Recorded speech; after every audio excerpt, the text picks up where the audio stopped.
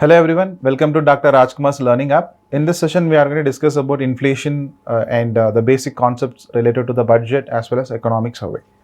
The general rise in the price level of goods and services, which is popularly known as inflation. Okay, the general rise in the price of goods and services, which is known as inflation. It is estimated the percentage rate that changes in the price index over the reference time period. Okay, currently in India, inflation rate is measured with the help of consumer price index combined with the base year, 2012. So you just understand a fact, rise in the price. Okay, there will be an increase in the price means level of that goods and services, which is popularly known as inflation. How to measure the inflation? We have three important types to measure the inflation in our country. WPI, CPI, PPI. Okay, you need to know this. WPI, CPI and PPI. Wholesaler price index, consumer price index and producer price index. Producer price index. A producer price index is an index of prices that measures the average price changes received for their output by domestic producers. Okay, producer price index means the price which is giving the measure the average price change received for their output by domestic producers, which means domestic producers whoever coming up with their goods, they'll come up with fixation of price, which is known as producer price index.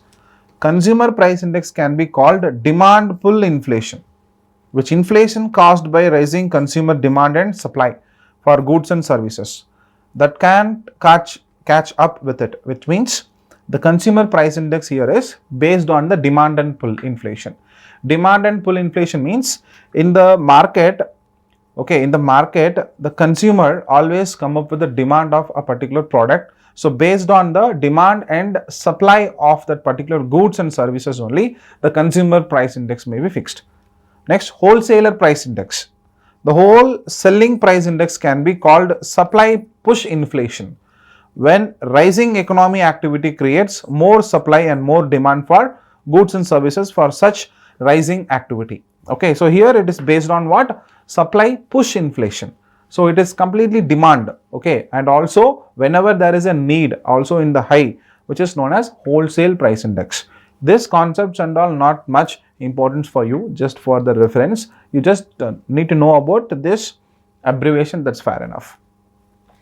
What are the reasons behind the inflation? Okay, two sets of factors that can cause an economy to become inflated. They are pull demand and push of cost. Demand pull factors means, you know about India, rise in population, there is lot of black money, and also the people used to get more income in their activity, excessive government expenditure as well. All these four factors reason behind demand pull factors. Cost push factors, infrastructure bottlenecks, because when the infrastructure got developed, automatically the production and distribution become more. For example, many industries are there, they are like coming up with the manufacturing goods, so rise in the production and also the distribution cost, okay, will be vary from one goods to another goods. Rise in MSP, minimum support price. Rise in international prices of the goods and services.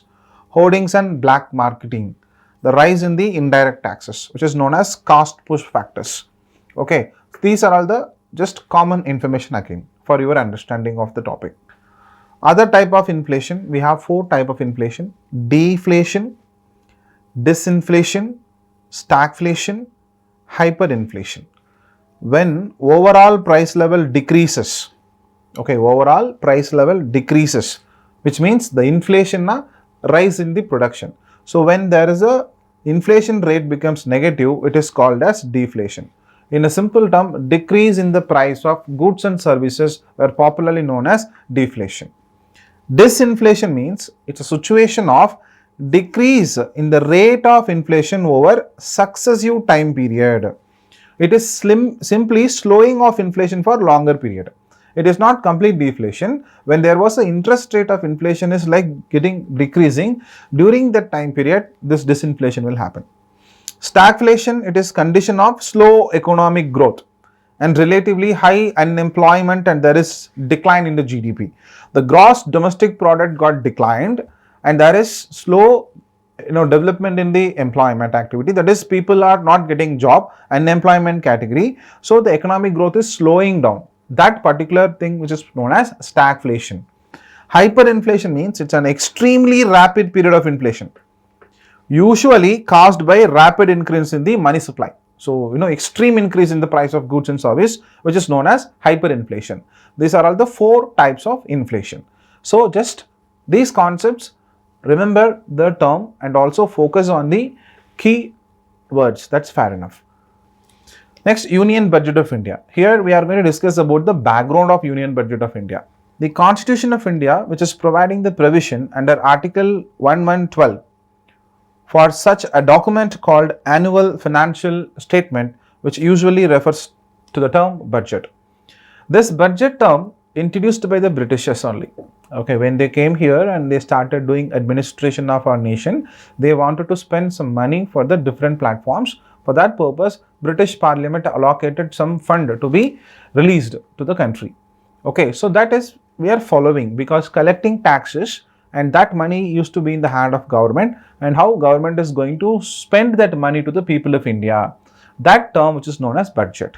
Every year in the parliament, this budget were introduced by the finance minister, and it has got approval, and finally it was implemented to the welfare of the people of the nation. Okay, which is known as budget. These receipts and expenditure of the government are in 3 parts. From where the government of India is spending money, we have 3 important accounts for that. Consolidated Fund of India, Contingency Fund of India, Public Accounts of India. Okay, Consolidated Fund of India, Contingency Fund of India, and Public Accounts of India. First one is Consolidated Fund. Okay, the Consolidated Fund comprises all revenues received by the government, including the loans raised by it, receipts from the recoveries of the loan granted by it, tax and other revenues. The government of India is collecting money in the form of tax and also providing loan, okay, by giving the government assets or government money or taking stakeholder, those kind of shares, as well the receipts from the recoveries, whatever the loan they gave and the recovery money, everything will come under the consolidated fund. This fund was established under Article 266 Clause 1 of our Indian Constitution. So only the Parliament has authority is required for any withdrawn from this fund. So from the Consolidated Fund of India, if any money is supposed to be released, means there should be a permission from Parliament. Next one is Contingency Fund of India. This is the fund set aside for government to meet emergency expenditure that cannot wait for authorization. This particular provision comes under Article 267 of Indian Constitution. This fund is kept at the disposal of the President. Contingency fund means a separate fund of separate set of fund will kept aside for government. So government will keep a separate fund for the purpose of using that money in terms of emergency without getting any kind of authorization from the Parliament. Okay, so who has the authority to dispose the fund from contingency? The President of India. That provisions comes under Article 267 of our Indian Constitution, which is known as Contingency Fund of India. Next one is Public Accounts of India. Public accounts comprises money the government gets from various schemes like the small saving schemes or dedicated funds like provident funds or deposits and advances. Okay, Public Accounts of India means the government used to get money from the various schemes outside. This fund was established under Article 266 Clause 2 of our Indian Constitution. So these are the 3 types of fund, receipts and expenditure. Consolidated Fund of India, the government used to spend money. Contingency Fund of India, there was a separate fund for the government to use that in the emergency. Public Accounts of India, the fund for the government from the schemes. Okay, three important, terms you need to understand. Next one is budget in parliament. First, the budget is presented in the Lok Sabha, because budget itself, which is known as money bill. Money bill only allowed to be presented in the Lok Sabha by the finance minister of our country, and the finance ministry used to provide the speech, budget speech. Recently, in the month of February, Nirmala Sitharaman ji, come up with the budget speech in the parliament. Then the general discussion takes place in the house. And one more thing, before presenting the budget in the parliament, the finance minister is supposed to get prior recommendation from the president of India. Okay. Afterwards, after general discussion, it send it to the Rajya Sabha for the discussion. From Lok Sabha, it goes to the Rajya Sabha. From lower house to upper house. After the discussion is over, the house are adjourned for 3 to 4 weeks. During this gap, around 24 departmental standing committees used to examine the union budget and discuss in detail the demands for granting of the concerned ministers and prepare reports on them. So now the government come up with the money. So these are all the areas, and we are going to spend this much of money. So where you are going to spend that money for that particular thing, 3 to 4 weeks of time are given. Due to that time period, all department committees will sit and discuss where they can spend the money. With consideration of these reports, voting of the demand for the granting of money will take place. Okay, the demands are presented by the ministry wise. Every department ministries used to come up with the demand, and based on that voting, there will be a money given to the respective department. A demand will be granted after it has been voted. Article 113 of Indian Constitution contain the provision of demand for grants. So voting of demands for grants is exclusively privilege of the Lok Sabha. That is, Rajya Sabha, which can only discuss, it has no power to vote, because the granting of demand for grants only with the Lok Sabha, not with the Rajya Sabha. Totally 26 days are allotted for the voting of demands.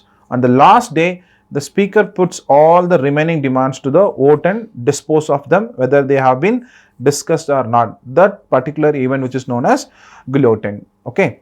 So amount which is demanded by the minister cannot get it without the grant voted by the Lok Sabha. So only the granting of vote given by the Lok Sabha, then only the money will be granted to a particular department. This is how the budget is working in our country. Next, about economic survey. This survey is compiled by the Chief Economic Advisor, currently Krishnamurthy Subramanian, under the Ministry of Finance. So why this is important? Because they publish, it published by the Department of Economic Affairs under the Ministry of Finance. Generally, it is available from one day before from the announcement of the budget. Economic survey and budget will be released on the same month only. Just one day before of the budget, this economic survey will be released by the Ministry of Finance in their website. Okay, so first economic survey of India was published by the Government of India in the year of 1950 to 51. It includes all statistics. Okay, all statistics for the last year for various sectors of Indian economy. How all the sectors in our Indian economy got developed, and what is the exact statistics, and every detail will be provided under the economic survey. And also this economic survey will provide you the complete initiatives which initiated by the government, and the programs like schemes and the policies of the Indian government, how it performed in the last year. Okay, all these things were made under your economic survey. Help in the future policy making, because based on the current situation, they can keep it in mind how they can come up with the future. So that statistics will help to increase a good economy in our country. Helps in taking of right steps to achieve various targets, which include growth rate, fiscal deficit, forex reserve. Helps in budget making process also for upcoming financial year. It is published in the two parts. We have two volumes of the economic survey, volume 1 and volume 2. Each volume divided into different chapters. Generally, volume 2 contains more statistics oriented, where you may get different kind of departments as well as the statistic data. Okay, so based on this, we'll discuss few questions. The Contingency Fund of India was established under which article? Article 267 of our Indian Constitution.